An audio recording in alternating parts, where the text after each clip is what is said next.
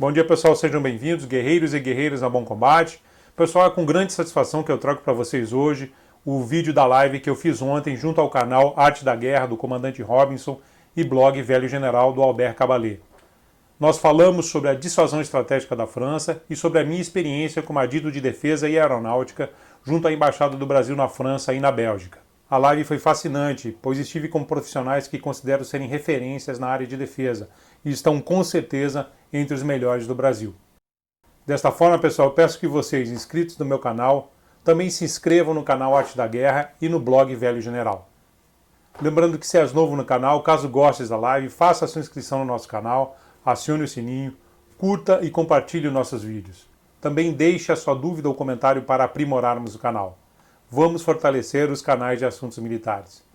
Siga-nos também nas nossas outras redes sociais, lembrando que agora também estamos no PatriaBook, uma concorrente do Facebook para os patriotas. Aproveitem a live, pessoal. Obrigado a todos. O preço da liberdade é a eterna vigilância. Olá, combatentes do canal Arte da Guerra. Tudo tranquilo aí, pessoal? Canal Arte da Guerra, blog Velho General e revista Tecnologia em Defesa. Os veículos de defesa, segurança e soberania da família brasileira. Hoje contando aí com o Coronel Jorge Sperts do canal Ao Bom Combate. Quero mandar um abraço aí também pro Moisés do canal Pátria e Defesa, se estiver nos ouvindo aí. Mais tarde, se for fazer live, eu apareço lá. Canais e blogs unidos pelo Brasil, pessoal. Esse país precisa do nosso amor. O Brasil precisa de união de todo mundo que gosta dele. Gente, vamos dar um retorno pro som aí. Grande Lídio, um beijão pra você. O pessoal que tá sempre aqui, aí, aquele abraço, o Adriano aqui. Tô achando o Zezinho, olha o Zezinho aí. Tiago, forte abraço, militarizando, vamos lá, vamos que vamos. Tudo tranquilo aí, gente? Deixa eu só acertar melhor a posição do coronel aqui, vou colocar ele de novo. Pronto, aí só fica no centro. Pessoal, boa noite, família da Arte da Guerra. Eu queria dizer para vocês o seguinte, nosso convidado de hoje é uma pessoa que a gente tem um prazer muito grande, Cabaé, eu receber aqui no canal, que é o Coronel Jorge Sperts, que é um oficial da reserva, da Força Aérea, um aviador, tá? Eu vou ler resumidamente o currículo dele para vocês, se eu for ficar lendo o currículo inteiro, nós não vamos fazer outra coisa aqui, vai ser o programa todo lendo o currículo do Coronel Sperts, né? Então, o coronel cursou a Escola Preparatória de Cadetes do Ar, se formou em 86, depois se formou na AFA em 1990, tá? Ele possui MBA em Ciência e Tecnologia pela Universidade Federal Fluminense, curso de Comando Estado-Maior da FAB também, né? Curso de Preparação de Instrutores e Instrutor de Voo, curso básico de Guerra Eletrônica e exerceu diversos cargos na FAB. Mas eu quero destacar algumas coisas, tá? Como oficial adjunto de guerra eletrônica da 3ª subchefia do Estado-Maior da Aeronáutica. É muito importante essa função. Tá? Gerente do projeto antiaérea da Comissão Coordenadora do Projeto Aeronave de Combate, a COPAC. Eu vivo falando do trabalho da COPAC aqui no canal Arte da Guerra. Vocês têm que conhecer a COPAC, gente, tá? Também foi gerente do projeto Link BR-2, também da COPAC. Possui mais de 2.000 horas de voo, voou o T-25, o Tucano, o Bandeirante, Chavante, uma série de aeronaves. E, mais importante de tudo, ele culminou a carreira sendo adido de defesa e aeronáutica junto à Embaixada do Brasil na França e Bélgica.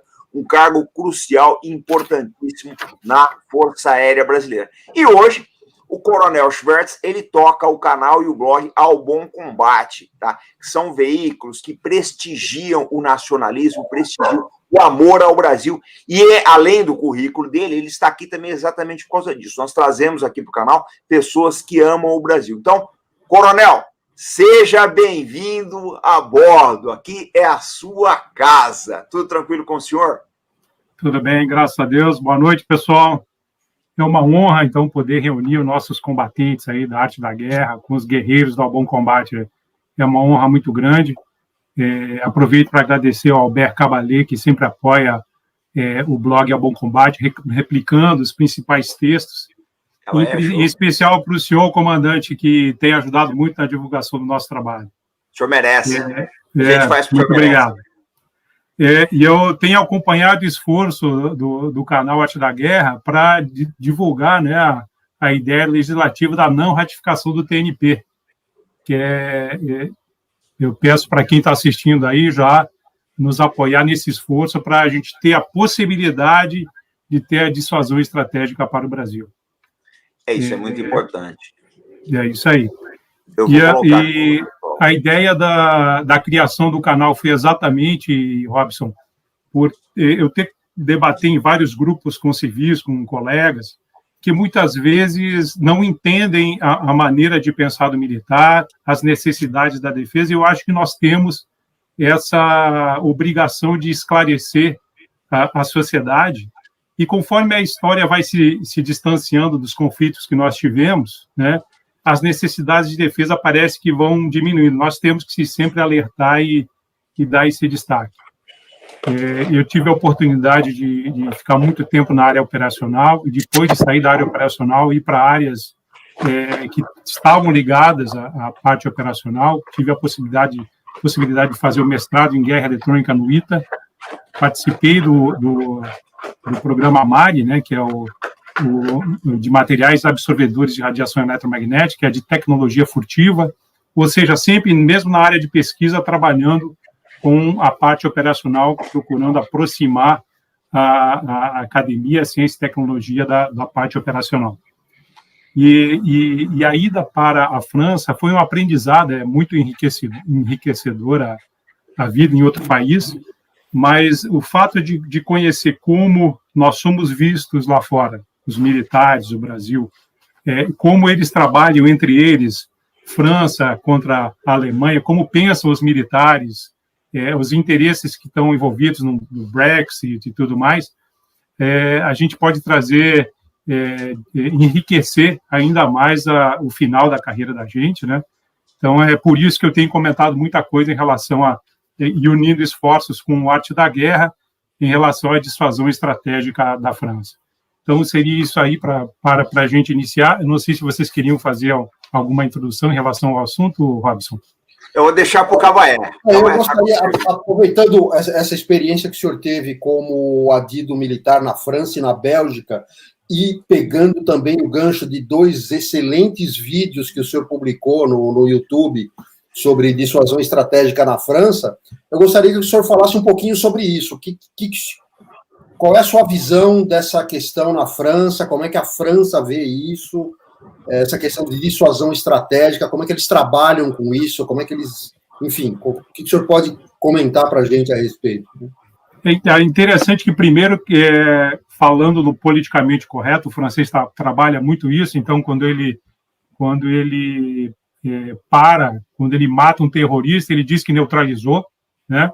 E todo mundo, as redes, a mídia toda fala, não, o terrorista foi neutralizado. Em relação à bomba atômica francesa, ele só usa o termo dissuasão estratégica. Não usa a palavra armamento nuclear, não usa a expressão bomba atômica, é sempre dissuasão estratégica. Falou em dissuasão, tanto que nos livros, nos documentos oficiais, falou em dissuasão é armamento nuclear. Então, é uma coisa que nós temos que aprender em relação a isso. Eu coloquei no primeiro vídeo, nós queremos trabalhar em relação a isso, dissuasão estratégica, né? E outra coisa interessante, até eu vi o Coronel Montenegro colocando outro dia numa das lives, e parece que Israel trabalhou muito tempo o projeto dele de maneira secreta. A França também. Na realidade, após a Segunda Guerra Mundial, Estados Unidos e o Reino Unido, eles se uniram e deixaram a França de fora, né, em relação ao projeto da bomba nuclear, o projeto do armamento atômico. E o próprio De Gaulle começou a trabalhar isso paralelamente, então eles criaram um comitê de energia atômica, e enquanto se trabalhava a área civil, é bom a gente lembrar que 75% de toda a energia elétrica na França é de origem nuclear, né? Então, eles sempre tiveram um domínio muito grande em relação a isso. Paralelamente, eles trabalharam de maneira secreta o programa militar. E é interessante que desde 45 até 58 ele ficou secreto. Quando De Gaulle voltou ao poder, logo no começo ele já falou, olha, nós queremos o armamento nuclear, e a partir daí, ou seja, 52 anos depois, eles fizeram o primeiro teste nuclear no deserto da Argélia, em 1960. Isso quer dizer, então, eles já vinham trabalhando há muito tempo, e assim que acharam adequado, né, tinha uma situação política que permitia, e eles divulgaram para o mundo. Na realidade, é fácil entender, né? A França foi muito humilhada no final da Segunda Guerra, durante a Segunda Guerra Mundial. Então, eles não queriam que isso se repetisse. A história da França também é de muitas invasões, eles invadiam outros países, tomavam outros territórios.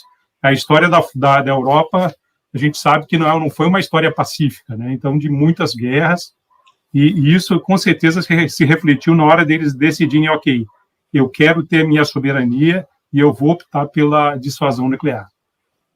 E, a partir daí, desenvolveu-se 3 componentes, né? Eles fizeram o trabalho junto à Força Aérea, que, na realidade, eles colocam como sendo a componente de propaganda. Eles 4 vezes por ano fazem exercícios para mostrar para o mundo, olha, as minhas equipagens estão prontas para utilizar o armamento nuclear. A componente oceânica, ou seja, os 4 submarinos com propulsão nuclear, e levam 16 mísseis, cada um dos 16 mísseis, 6 cabeças atômicas, cabeças nucleares, né, para atacar a longa distância. E no começo, de 71 até 96, ainda existia aquela situação de silos com grandes mísseis, né, mísseis intercontinentais, no norte da França, para o lançamento à distância, e depois da alteração, né, da configuração da Guerra Fria, eles optaram, por economia também, reduzir a parte dos silos. Então, hoje existem só 2 componentes, a componente aérea com o míssil ASMPA, né, um míssil de médio porte, e a componente oceânica que utiliza realmente, que eles colocam como sendo a solução final. Eles sempre apresentam como a Força Aérea seria uma atuação pontual, né? Eles até colocam, eu vi outro dia no canal o pessoal questionando, mas, cara, vai usar bomba atômica? Desde a Segunda Guerra Mundial, vai usar armamento nuclear? Desde a Segunda Guerra Mundial, nenhum dos países utilizou de maneira real, mesmo tendo o armamento nuclear, utilizou contra um outro país. E eles trabalham muito isso. Então, o francês diz o seguinte: se a dissuasão não servir, eles vão jogar um míssil de pequeno porte, médio porte, numa área isolada, para mostrar para o inimigo, olha, nós temos o equipamento. O segundo passo é sobre uma tropa. Até o Robson comentou isso ontem, sobre uma tropa. E a parte final é realmente um ataque massivo. Então, o francês já prevê nos estudos dele uma graduação da própria dissuasão. Se a propaganda não serve, eles partem para uma situação mais específica, numa gradação de destruição. Então, seria basicamente a descrição geral do sistema francês, é isso. E é interessante que eles sempre colocam, que é uma decisão mais política que militar. Sim. Uma coisa... Você quer falar, Cabaé? Quer perguntar alguma coisa? Não, era uma pergunta assim mais... ou seja, o componente aéreo, vamos dizer assim, seria mais tático e o oceânico, o submarino, seriam os mísseis realmente estratégicos, né? Exatamente. Eles dividem exatamente assim. A Força Aérea seria mais tático, né? Muito embora eles deixem claro na legislação deles que eles não utilizariam em uma guerra convencional. Está na legislação. Mas a gente sabe que isso pode ser utilizado, né? Porque são o ASMPA, o míssil ar-solo de médio porte, ele tem condições de destruir uma área limitada, né? Então, eles preveem realmente essa gradação, né? O tático para a Força Aérea e o estratégico para o míssil M51 lançado dos submarinos, né? Essa informação, é claro, que é confidencial. Nos documentários que eu vi, a distância do alcance do M51 dos submarinos é entre 5.000 e 10.000 quilômetros. Como o submarino pode estar em qualquer ponto do globo, então ele pode atingir qualquer área do globo, né? Então, seria basicamente isso. Uma coisa que a gente tenta colocar aqui, Coronel, que às vezes o pessoal não acaba não alcançando essa visão, né? É que o armamento nuclear é a dissuasão definitiva, né? Quem tem isso daí, ele realmente dita as regras do jogo, né? Todo o resto, por mais avançado tecnologicamente que outros equipamentos sejam, eles não têm, né, o efeito moral do armamento nuclear, né? É a dissuasão por excelência, né? Quem tem arma nuclear, ele dita as regras do jogo aí, né? O pessoal precisa começar a entender isso.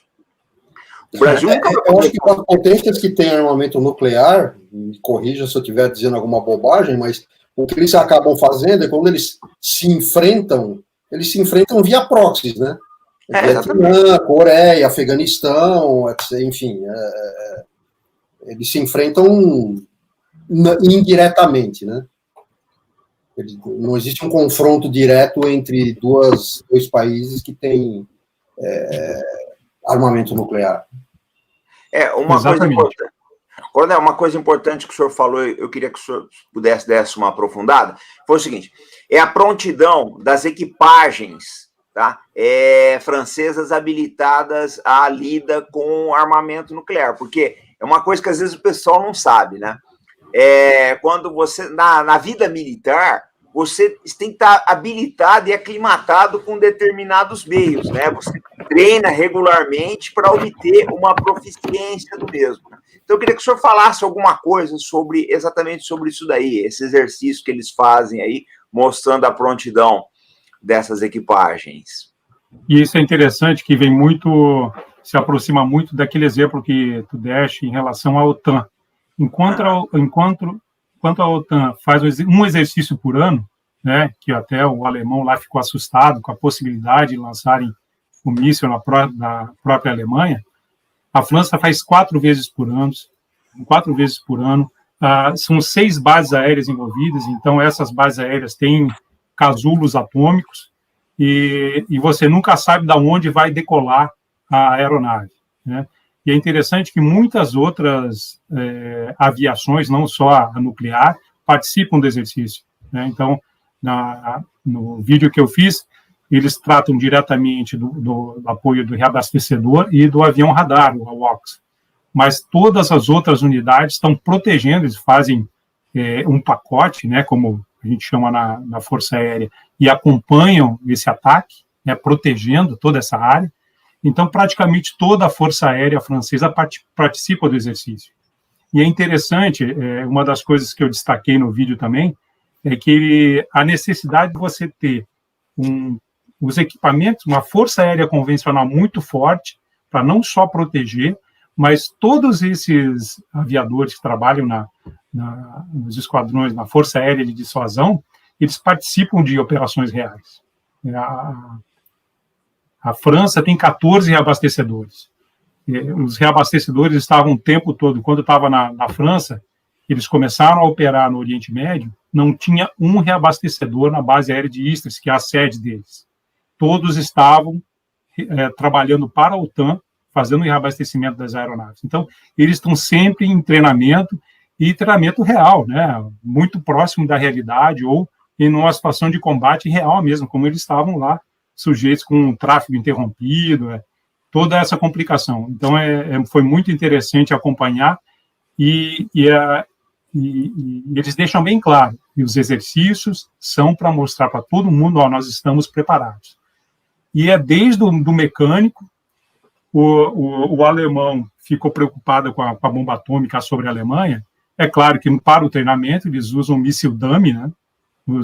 Mesmo o dummy, mesmo aquele que é só um boneco, né? Só o dummy, para quem não sabe, gente, é o míssil que você coloca ele na aeronave, transporta, mas ele não tem a carga, não tem a capacidade, né? Não tem para o treinamento. Mesmo o míssil de treinamento não aparece nos documentários. Eles borram o míssil, né, para não aparecer.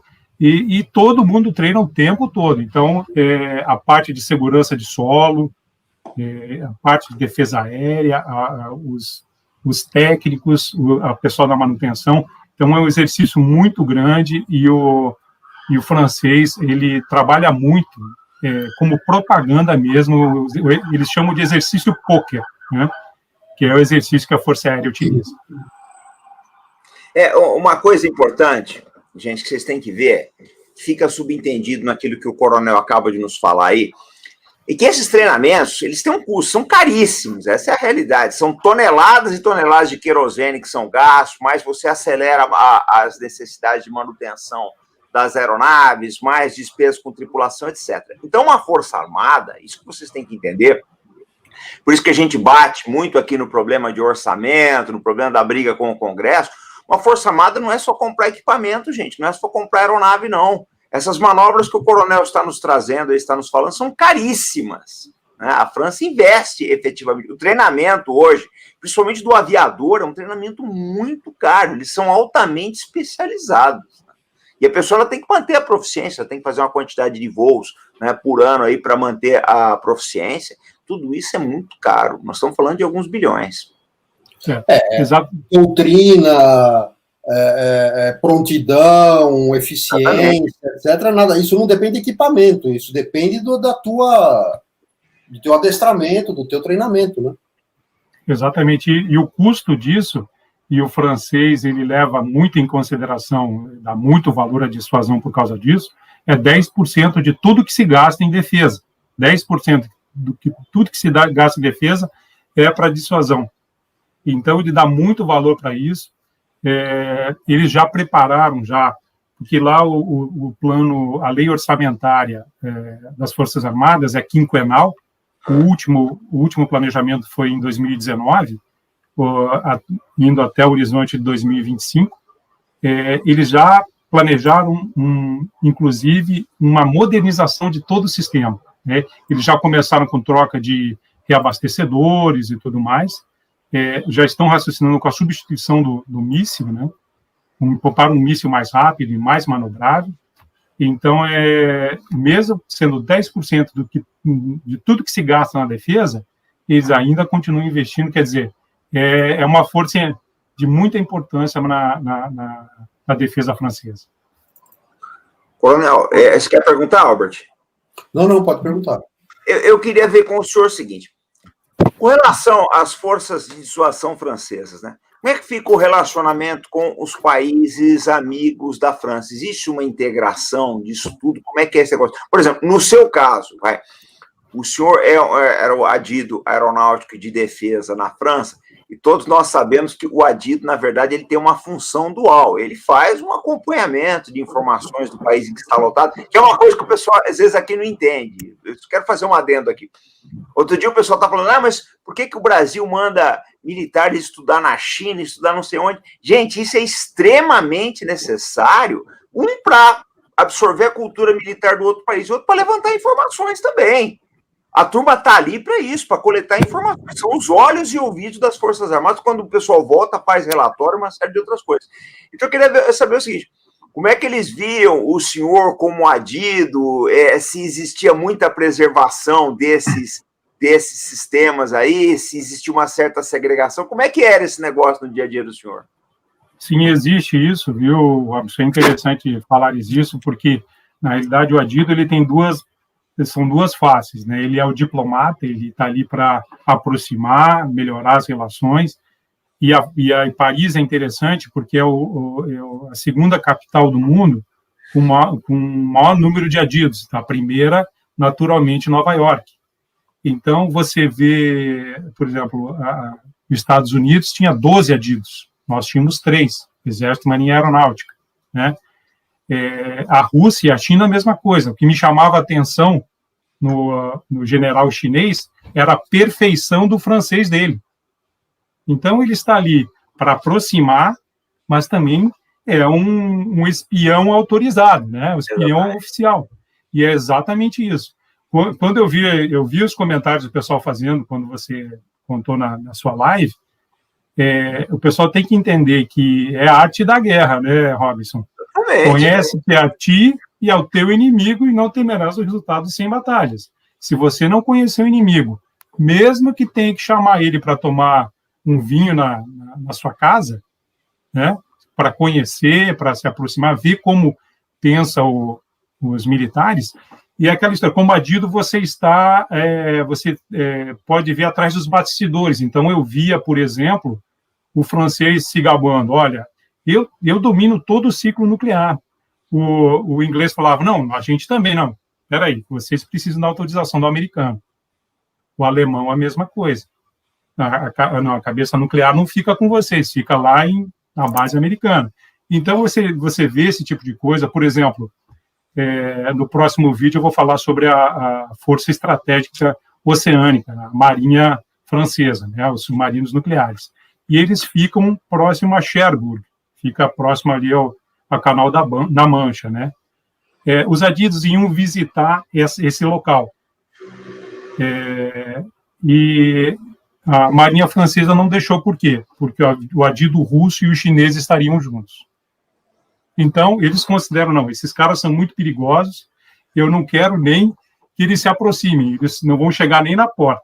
Olha o que a gente está falando.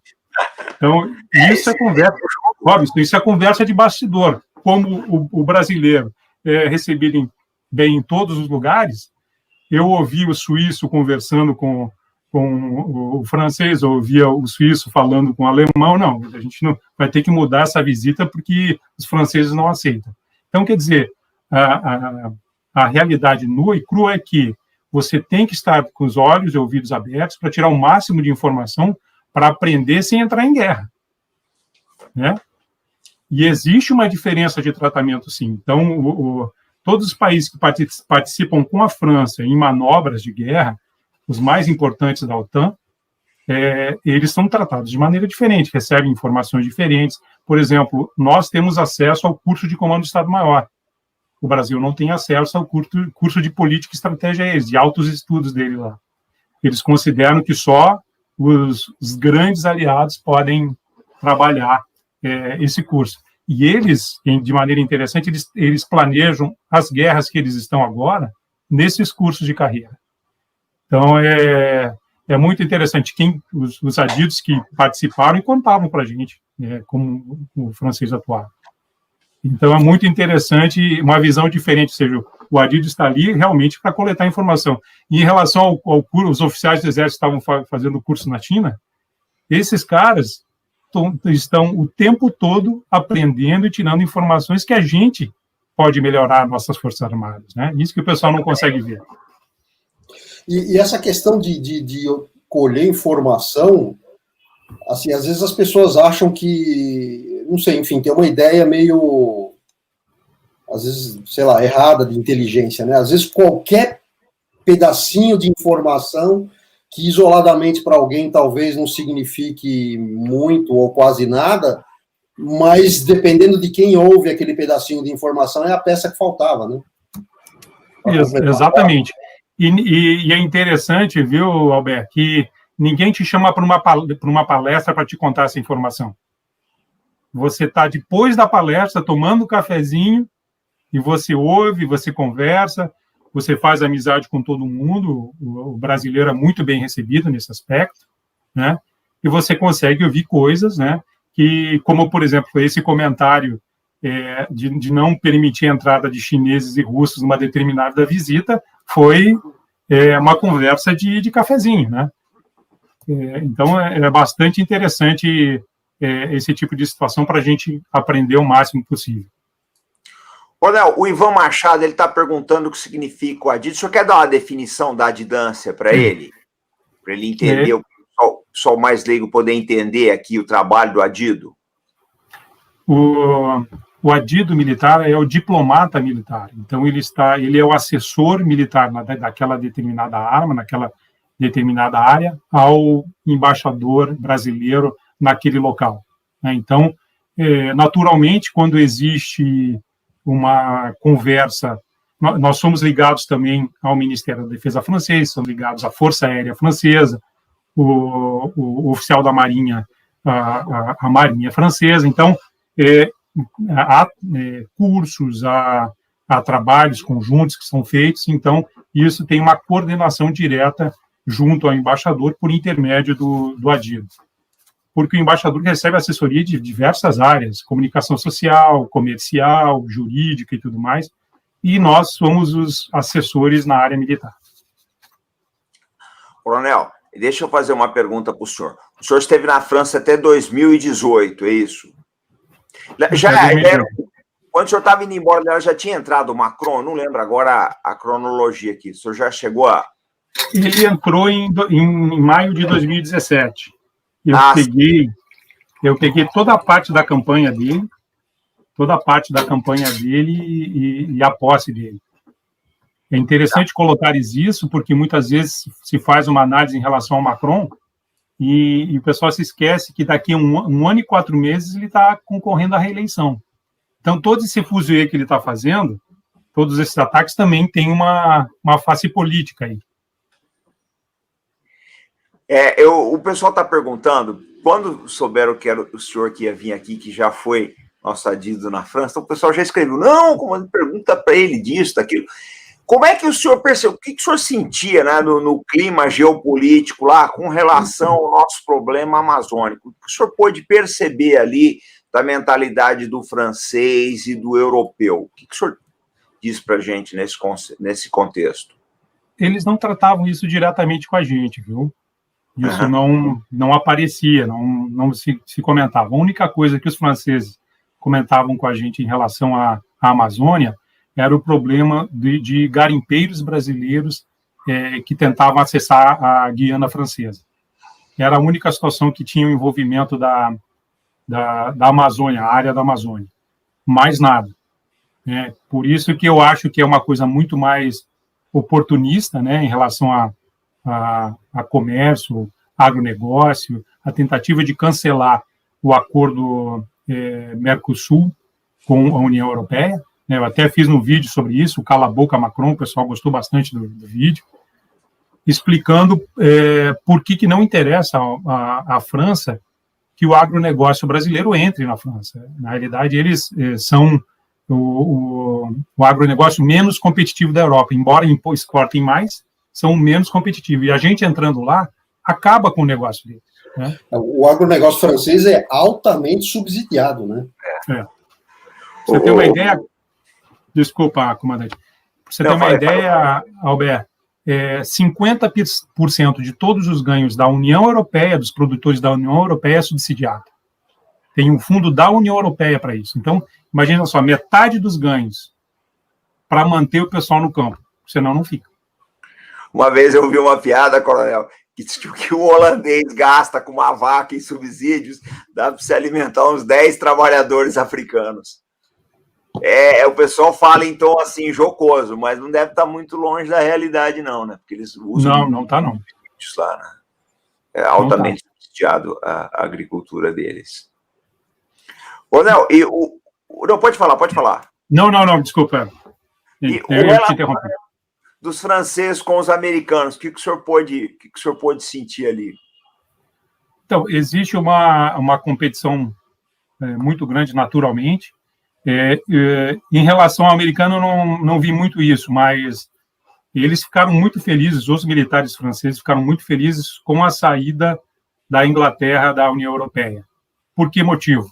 Isso destacou, o próprio presidente destacou a liderança francesa. Eles querem tomar certas ações junto na parte de defesa, até criar uma força armada da União Europeia que o inglês barrava. Então, quando se começou a falar no Brexit, os franceses, que coisa boa, porque a gente pensava que não. Porque, na realidade, é interessante, Robson. O Macron pedia para a Inglaterra mudar de posição. Ou seja, continuem com a gente. Mas, nos bastidores, o que se falava é, ok, agora nós só temos nós de força política. Porque o alemão é força econômica, mas em termos de força política e militar é a França. Então, eles deram um passo à frente. É interessante isso. Em relação aos americanos, não falavam muito. Agenda, né?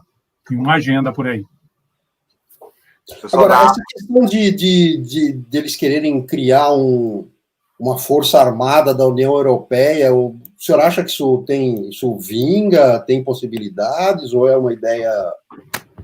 Na realidade, isso já existe um ensaio disso aí, né, Cavaleiro? Não sei se você lembra, mas a Rússia, ela começou com um acesso próximo ao norte da Europa, com aeronaves e tudo mais, e aqueles países menores não tinham condições de se contrapor.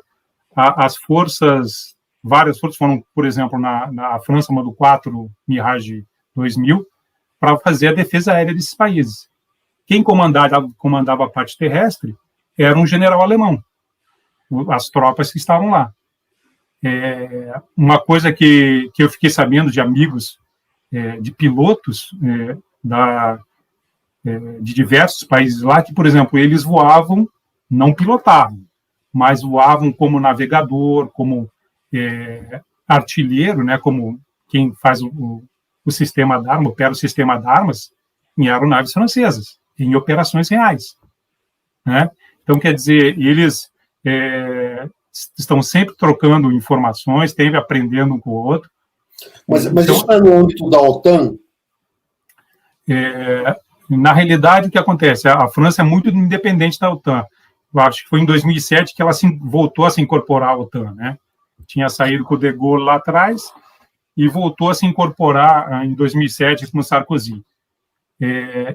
Na OTAN também, mas eu imaginava que cada um voasse o seu avião. Não que as tripulações, entre aspas, se misturassem, ou seja, já é um embrião de uma força da União Europeia. Eles estão querendo muito implementar isso, viu, Cavaleiro? É claro que, como é que é essa implementação? Os países mais poderosos, França, Alemanha, vão estar conduzindo as ações, entendeu? Então, sempre tem interesse aí por trás de manter a liderança francesa. E também tem um negócio, né, Coronel? A gente não pode esquecer que a França tem uma indústria de defesa muito forte, bastante pujante, né? Então, uma eventual aliança militar onde a França tem uma grande participação vai gerar negócios para essa indústria também, né? Exatamente. Exatamente. Inclusive, eu tive a oportunidade de visitar a OTAN como adido, e eles falavam, olha, 70% de todos os gastos em armamento do mundo está aqui na OTAN. E eu participei da reunião em que se tratou em quais empresas fariam o quê da nova aeronave radar, né? Eles estão alterando a aeronave radar da OTAN.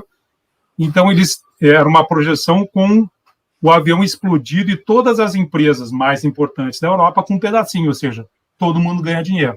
Exatamente. E a França estava vendendo tanto equipamento. É importante lembrar que o Brasil é o maior parceiro comercial do Ocidente, né, em relação à França. É o quinto geral, mas do Ocidente é o Brasil. E chegou a tal ponto que em 2016 para 2017 eles tinham uma projeção de venda de 32 bilhões de euros. Né? Muito dinheiro. Então, eles estariam entre o segundo e terceiro postos ali, estavam vislumbrando até ultrapassar a Rússia em venda de armamento. E eles trabalham muito forte isso. Né? Trabalham muito forte a indústria deles. É interessantíssimo o senhor fazer essas colocações aqui, gente, para vocês verem, a nossa audiência vê o jogo de interesse que existe por trás disso, né? O nome do jogo no mundo inteiro sempre é dinheiro, pessoal, é sempre interesse econômico. Eu falo para o pessoal mais jovem aí, que acredita em preservação, no bichinho que eles vão lá salvar na Amazônia, não é nada disso, tudo sempre é dinheiro. O pessoal sempre pensa o que eu vou ganhar com isso. Se muda o cenário, a Inglaterra sai, como é que vai ficar, né, esse redimensionamento, essa nova configuração, quem vai ganhar e quem vai perder. Né? O jogo é sempre esse daí. Né? Nessa questão de indústria de defesa, a França é um dos poucos países que tem condições de desenvolver uma aeronave 100%, né? Todos desde motor até aviônicos, enfim, é dos poucos países que conseguem desenvolver tudo localmente. Né? Exatamente. E quando a gente estava nesse período até 2018, a França conseguiu vender a Rafale para outros países do mundo, né? E eles até reduziram o ritmo de entrega para a Força Aérea Francesa para atender os novos clientes, né? Tal a importância que a indústria de armamentos, né, tem junto ao governo como um todo. Assim, eles estavam trabalhando muito forte nisso aí.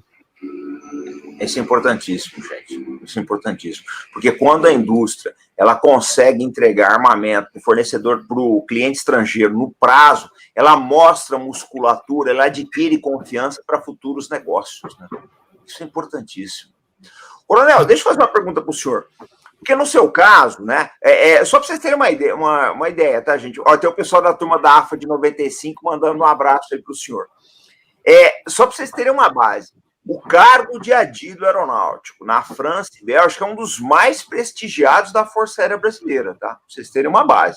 Eu queria saber o seguinte, como é que era, uma base do peso do nosso convidado hoje aqui, que eu já vou deixar o convite aberto, Coronel, para o senhor voltar outras vezes, porque eu sei que hoje nós não vamos conseguir esgotar o assunto. Não, será uma honra, Robson. Então, eu queria perguntar para o senhor o seguinte, como é que ficava, por exemplo, o senhor era responsável por França e Bélgica, a Marinha também tem isso, parece que quem vai para o Reino Unido também é responsável por Noruega e Suécia, não lembro bem agora. Mas como é que ficava isso? O senhor tinha um tempo para tirar expediente da Bélgica, o senhor destinava um período, como é que ficava esse trabalho? A gente tem essa curiosidade. As ações na Bélgica eram muito reduzidas, então, né, nós tínhamos a apresentação inicial, as palestras que durante o ano aconteciam no Ministério da Defesa belga. Nós acompanhamos comitivas à OTAN, né? Nós temos grupos dos quais o Ministério da Defesa do Brasil participa na OTAN. Também temos uma aproximação muito grande. O Departamento de Controle de Espaço Aéreo tem uma aproximação muito grande com o Eurocontrol, que é o controle de espaço aéreo da Europa, tem um trabalho muito grande de aproximação para facilitar realmente o tráfego de aeronaves, o controle de aeronaves saindo do Brasil para a seção da Europa, né, porque todas as aeronaves da América do Sul acabam passando pelo Brasil. Em 2017, foi a primeira vez que nós tivemos um oficial de ligação da Força Aérea Brasileira, do Departamento de Controle de Espaço Aéreo, lá na Eurocontrol. Então, quer dizer, eram missões pontuais, né, de acompanhamento dos grupos do Ministério da Defesa e Força Aérea lá na Bélgica. Mesmo porque a Bélgica ela tem uma representação militar bastante restrita, né? Então, nós tínhamos poucas missões em relação à Bélgica. Era mais na França mesmo. Coronel, eu aproveitar que o senhor comentou da Guiana um tempo atrás, não sei se o senhor tem esse conhecimento, mas qual que é a presença militar francesa na Guiana, aqui na nossa vizinhança? Eles chamam de força de presença, né? Tem aqui esse documento, inclusive, a gente pode disponibilizar para os inscritos do canal, viu, Robson? Que os números que são os números-chave da Força Aérea da Defesa Francesa, eles disponibilizam publicamente isso. Então, por exemplo, a Guiana... Vamos colocar no velho general. Bem legal. Então, na Guiana, eles têm 2.100 militares. 2.100 militares. O tempo todo lá. Né? Em termos de aviação, tem alguma coisa lá? Não. Só se for de passagem. Fixo lá não tem. Alguma coisa de transporte, alguma coisa de apoio, mas nada significativo, né? Não, eles não é fixo lá, talvez só temporário mesmo, né? E isso em todas eles chamam, nas antigas colônias, que eles chamam de departamentos, hoje em dia, departamentos ultramarinos, né? Então, espalhados em vários lugares do mundo. Dá o total de 7.150 militares espalhados, fixos nesses lugares, né? E sob forças de terra. Coronel, eu queria que o senhor me falasse o seguinte: na sua visão, como um oficial experiente da Força Aérea Brasileira, como um aviador que voou diversas aeronaves, enfim, uma pessoa com uma experiência militar muito grande, o senhor via diferenças significativas entre o aviador francês e o aviador brasileiro? É interessante, a formação deles é muito diferente da nossa. Eles voam muito pouco na academia. Nós, o aviador do Brasil, voa bastante. A única semelhança que nós temos no início do voo é que eles voam planador lá também, nós voamos na academia da Força Aérea, mas eles voam pouco e para vocês terem uma ideia, as aeronaves que eles voam são aeronaves civis, não são aeronaves militarizadas. Então, é o voo básico, né, eles não fazem voo de formação na Academia da Força Aérea Brasileira, nós fazemos muito voo de formação, né, já preparando...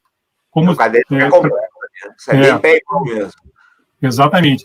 E isso prepara muito para a aviação de caça, que mais faz esse voo, né? A aviação de helicóptero também faz voo em formação, que mais utiliza esse tipo de técnica. Lá só faz voo de formação quem vai para a aviação de caça, e isso depois de ter saído da academia deles lá, né? Na École de l'Air, que eles chamam. Depois, então, a formação militar deles lá é muito reforçada já nos esquadrões fins, né? Nós temos um trabalho de formação, de quantidade de voo, trabalho de voo muito maior na academia da Força Aérea. E, fala, Cauê, você quer perguntar? Não, pode seguir.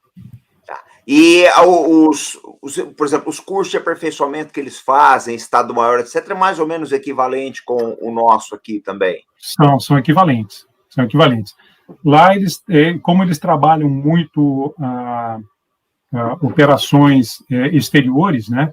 Então, por exemplo, o curso de comando do Estado-Maior é conjunto, então as 3 forças estão lá, são 100 alunos franceses e 200 estrangeiros. Nossa, bastante. Então, eles trabalham muito isso, é até uma questão de diplomacia militar, né? Eles usam isso como moeda para se aproximar, principalmente, a partir do ano 2000, com países da África. Então, eles estendem aquela história, a diplomacia militar estendendo o braço, né? De novo. Estendendo o braço lá para aumentar a influência na África, né? Então, há partes do curso que são todos em inglês, eles participam de operações na área de comando e controle da OTAN. Então, nesse aspecto, são muito completos, principalmente trabalhando a parte conjunta e missões internacionais. E você quer falar, Cauê? Eu queria fazer uma pergunta para o senhor também. Como é que fica a padronização na Europa? O que o senhor viu aí da padronização com relação a procedimentos da OTAN? Quando eles vão fazer manobras conjuntas, assim, como é que fica isso daí, essa adaptação? Principalmente os belgas aí, o senhor viu alguma coisa nisso, em termos de padronização com as operações da OTAN? Esses cursos, né? Esses destaques, os oficiais destacados para a OTAN, eles trabalham muito isso junto aos militares dos países que fazem parte. Então, tem muito trabalho de padronização, muito trabalho de aprimoramento de comando e controle, padronização de sistemas e tudo mais. E um dos objetivos da Escola de Comando do Estado-Maior é exatamente isso, é essa padronização, né? O curso de altos estudos é a mesma coisa, ou seja, todo mundo fala a mesma língua, né, os países que estão ali, e em relação à OTAN. Coronel, a gente quer trazer o senhor mais algumas vezes aqui, o senhor falar também sobre a COPAC, mas eu queria falar um assunto que a gente tá acabando por esquecer ele aí. Eu queria conversar um pouco sobre o TNP, tá? Como o senhor mesmo tem divulgado também, vocês têm ajudado bastante aí, tá? Nós estamos aqui com uma ideia legislativa do Senado, gente, para quem não sabe ainda, essa que eu vou colocar aqui para vocês, tá?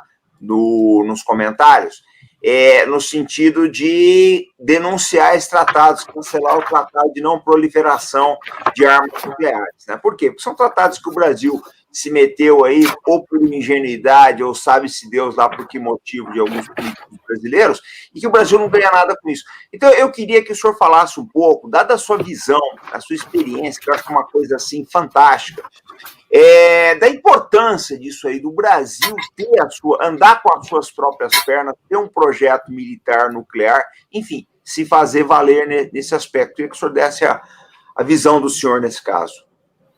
A missão de adido militar permite você ver uma situação, comparar a nossa situação com diversos países.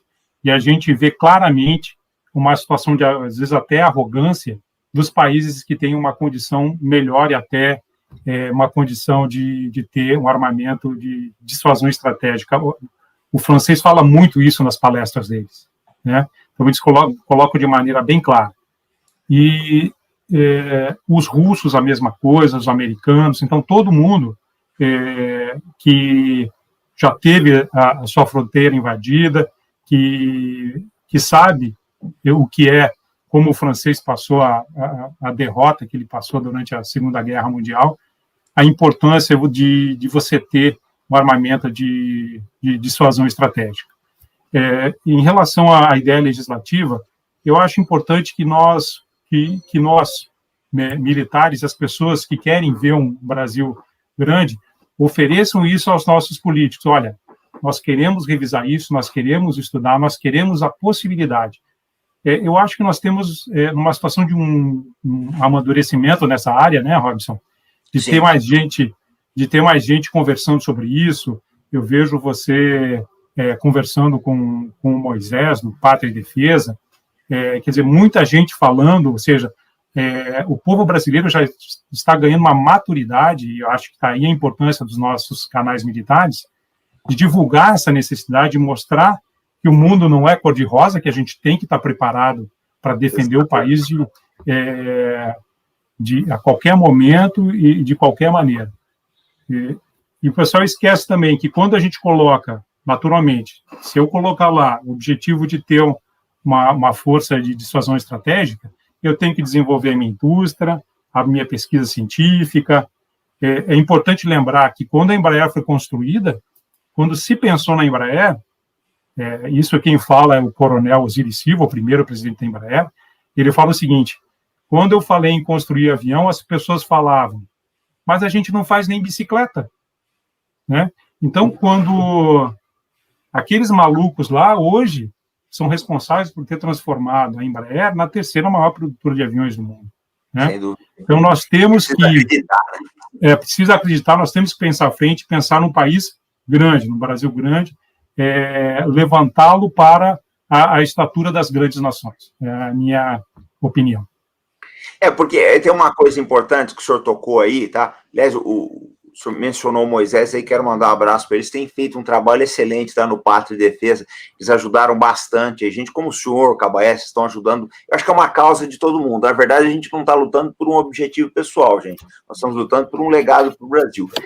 Mas o que eu acho importante nisso tudo é que pela primeira vez na história do Brasil, e nós três aqui somos todos da mesma geração, se falasse isso quando a gente tinha 25, 30 anos, iam chamar de maluco. Como ridicularizaram o doutor Enéas, o pessoal falava o Enéas maluco? Não, ele foi um visionário. Ele viu 30 anos antes o que ia acontecer, o que está acontecendo agora. Agora, eu acho o seguinte, eu acho que uma coisa muito importante, gente, que está acontecendo, é que a sociedade hoje ela está aberta a esse debate. Pela primeira vez, nós tiramos dos políticos essa primazia. Hoje em dia, o político que ridicularizar isso ou não quiser debater, ele vai perder voto. Na próxima eleição, em 2022, eu tenho certeza que o tema de defesa vai começar a aparecer nos debates.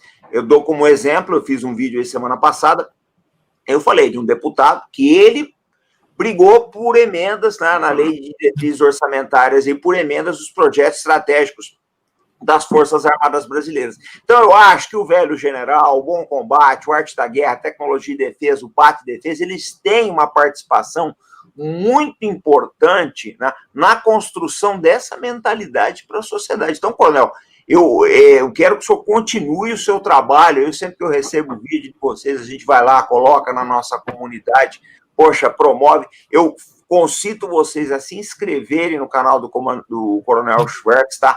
A se filiarem ao blog Velho General, tem uma área restrita para assinantes lá também, que é muito importante. O Albert produz boletins excelentes aí, porque são veículos que estão comprometidos com as próximas gerações, gente.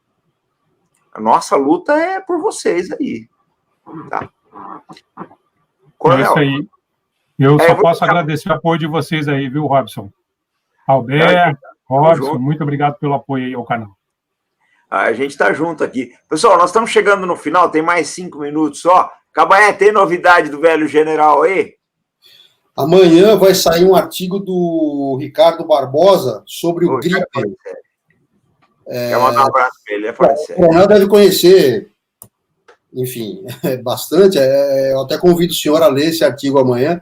É um artigo bem extenso, o PDF dele tem 88 páginas. Ele fala, o Ricardo esmiuçou desde toda a parte técnica, as especificações técnicas do Gripen, o radar, os sistemas de arma que ele é capaz que tem potencial de transportar. Ele conta a história do desenvolvimento do Gripen, por que a Suécia começou a pensar em fazer o Gripen, toda a história do FX, do projeto FX. Ele esmiuça toda a parte da transferência de tecnologia, o que foi, enfim, do que é público, né?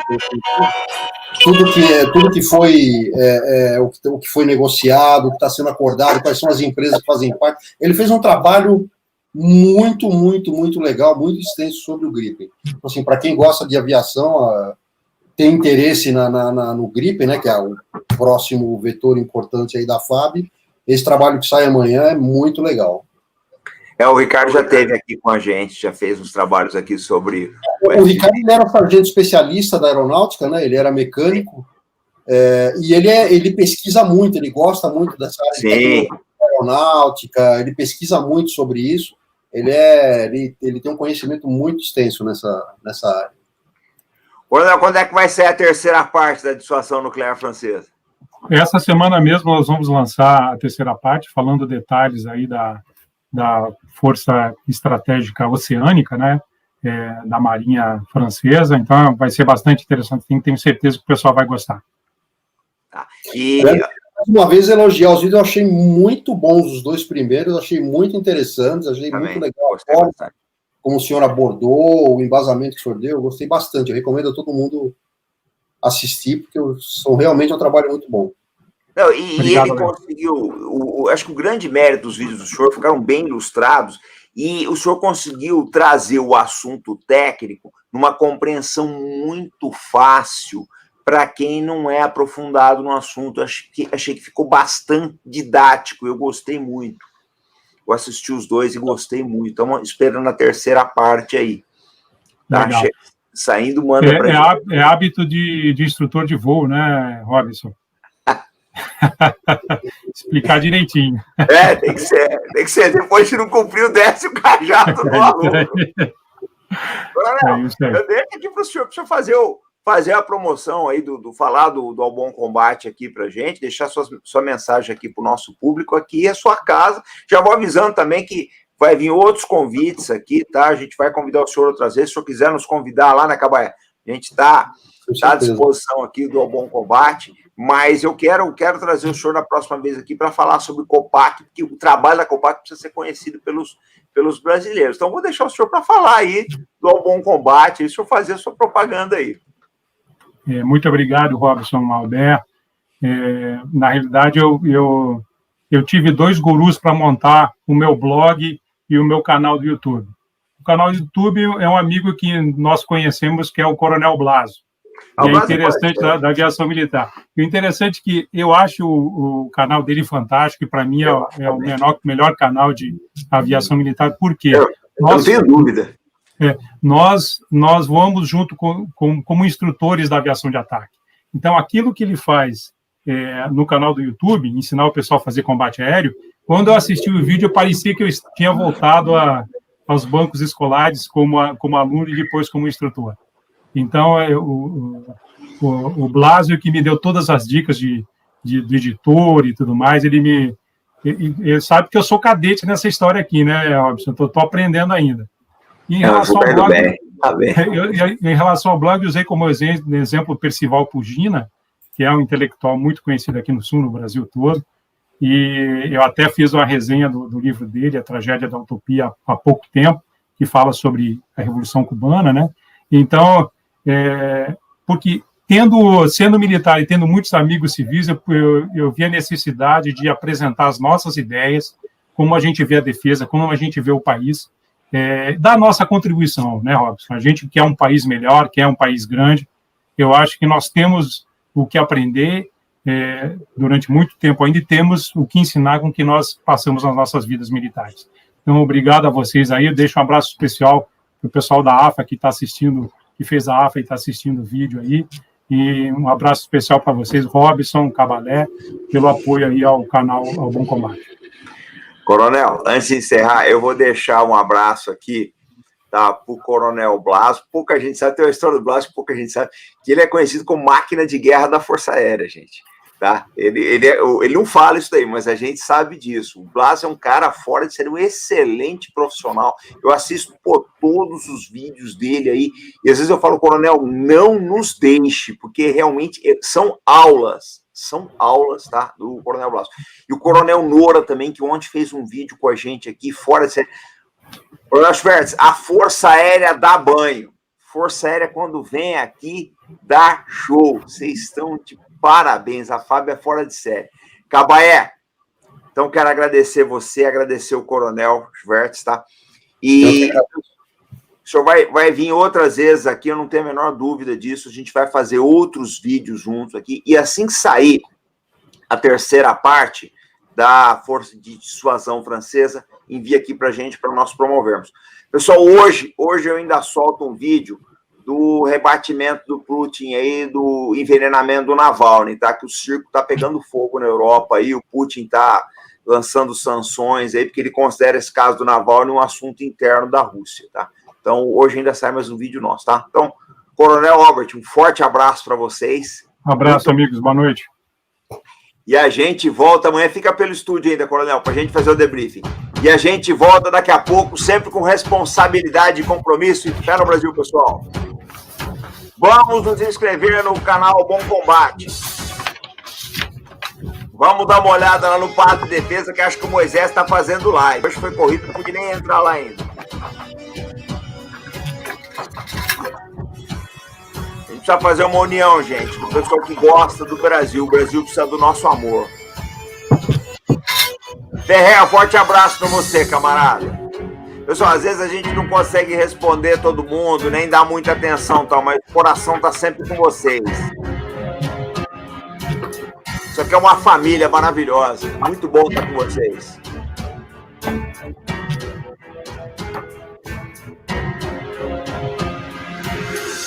Vem muita coisa de Israel aí, seu Daniel. Escreve o que eu tô falando.